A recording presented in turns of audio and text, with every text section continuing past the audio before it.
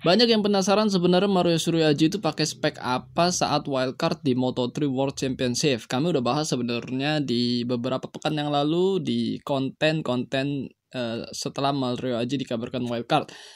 Bisa salah ataupun benar karena memang tidak ada informasi resmi dari Astra Honda Racing Team selaku pensupport Mario Suryaji di ajang Moto3 World Championship. Nah, kali ini kami akan berikan informasi satu perbedaan detail Mario Suryaji dan juga Andi Farid Istihar ya, mungkin motornya lah ya yang dipakai, karena banyak juga waktu itu komentar yang bilang, oh udah jelas wildcard ya pasti pakai motor yang Honda tim Asia lah. Saya ya kita sih cuma bisa ya sesuai dengan pengamatan kami aja, karena memang menurut kami ya sesuai konten yang waktu itu kita bahas, tidak perlu kita berdebat-debat kan. Jadi kalau kalian punya pandangan seperti itu dan ya nggak apa-apa. Namun ternyata setelah kita nonton kemarin ajang Emilia Romagna atau Misano 2 itu, Mario Aji sesuai dengan apa yang kami prediksikan, yaitu dari liverinya, terus juga mungkin dari motornya. Cuman memang ya motornya kita nggak mau bicara terlalu dalam karena memang nggak ada informasi resmi yang akan kita pakai untuk konten kita kali ini. Maksudnya misalnya dari informasi dari Astra Honda Racing Team atau dari Honda Tim Asia ataupun dari Mario Suryaji sendiri ataupun dari Hiroshi Aoyama ataupun dari siapalah ya. Tidak ada informasi yang memberikan bahwa Mario Suryaji kemarin menggunakan motor spek NSF 250 RW seri sekian atau tahun sekian, itu nggak ada. Cuma ini detail yang akan kami gunakan untuk bahas di konten kali ini. Ya, sebelumnya mungkin kita harus apresiasi apa yang sudah dilakukan oleh Mario Suryaji ketika race kemarin. Pertama adalah bagaimana daya juang dia untuk bisa finish dan juga bagaimana daya juang dia untuk bisa mengikuti ritme balapan Moto3 World Championship. Karena kita tahu Moto3 World Championship itu sangat berat banget, sangat rapat banget dan juga sangat sulit sebenarnya dibanding ajang-ajang balap lain. Pertama karena pesertanya yang banyak banget, dan yang kedua adalah motornya itu tidak terlalu berbeda. Jadi bisa dikatakan motor itu hampir sama dan juga mungkin hanya beberapa detail tim-tim besar dan tim-tim kuat dan pembalap-pembalap yang berskill hebat yang bisa berada di depan. Namun menurut kami adalah Mario sudah cukup bagus untuk bisa finish dan juga bisa lebih baik daripada David Alonso yang notabene adalah juara Red Bull Rookies Cup 2021. Nah, inilah yang akan kami sampaikan tentang perbedaan dari motor Mario Suryaji dan juga Andi Farid Istihar atau biasa kita sapa Andi Gilang. Yang pertama adalah, dan satu-satunya yang akan kita bahas di konten kali ini adalah swing arm. Ya, swing arm adalah bagian di belakang, di bawah yang memegang roda belakang. Nah, seperti ini. Mario Aji menggunakan swing arm yang berbalut karbon ya, bisa kita katakan, karena memang warnanya hitam dan memang sepertinya memang ini dibalut oleh karbon seperti pada gambar ini, yaitu motor yang digunakan oleh Leopard Racing. Sedangkan kalau kita mau lebih cross check apakah motor Mario Suryaji yang digunakan di Junior World Championship CEF Moto3 itu menggunakan swing arm berwarna karbon juga, ternyata memang iya. Mario Aji motornya yang digunakan di Junior World Championship CEF Moto3 itu adalah swing arm berwarna karbon. Bener kan? Oke, bagaimana dengan Yuki Kuni, yaitu teammate daripada Andi Gilang di Honda Tim Asia yang menggunakan Honda NSF 250 RW juga. Ternyata menggunakan swing arm berwarna silver atau biasa kita bilang mungkin aluminium ya, karena ya tidak berwarna hitam ataupun seperti karbon yang digunakan oleh Mario Suryaji.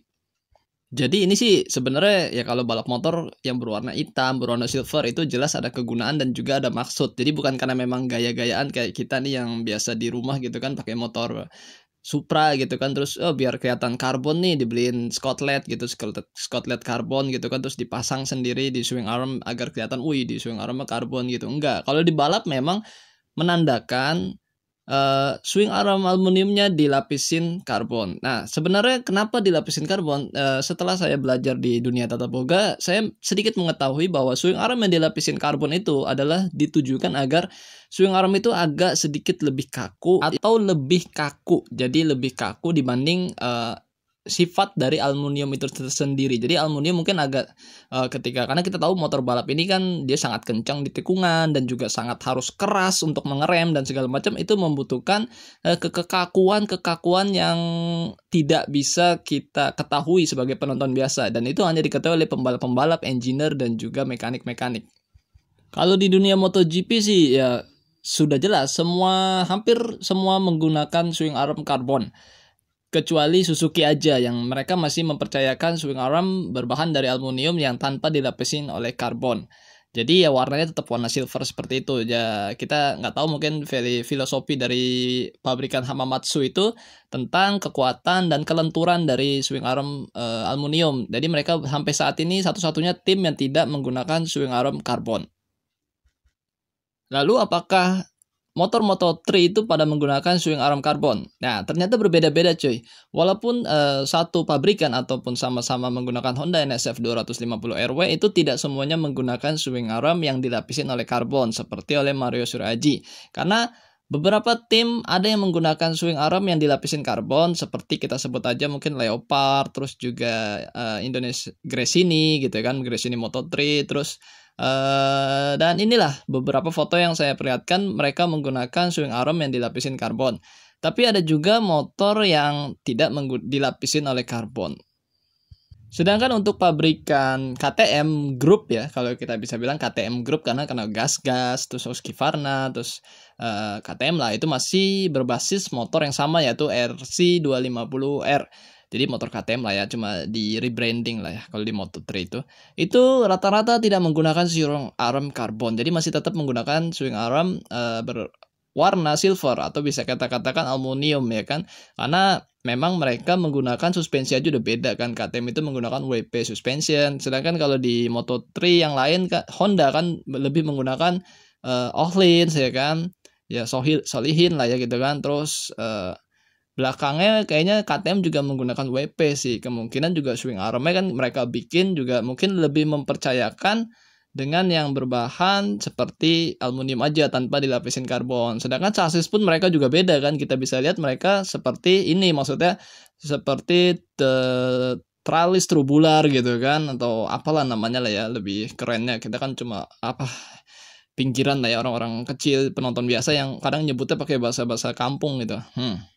Sedangkan kalau mau kita perhatikan lagi, Honda Moto3 ataupun Honda selain yang tadi menggunakan swing arm karbon, ada juga masih yang menggunakan aluminium. Tim-tim besar juga seperti Petronas Sepang Racing Team ya, seperti motor McP, terus juga Darren Binder itu masih berwarna silver, berarti mereka tidak dilapisin karbon. Padahal kita tahu Petronas Sepang Racing Team adalah tim besar juga kan, tim juara, tapi mereka tidak menggunakan swing arm yang dilapisin karbon. Nah ini sebenarnya secara mendetail sih saya juga nggak tahu, maksudnya kenapa berbeda-beda antara motor yang sama, maksudnya Honda NSF 250RW juga, tapi kenapa berbeda-beda, ada yang menggunakan dilapisin karbon, ada yang tetap polosan aja seperti aluminium.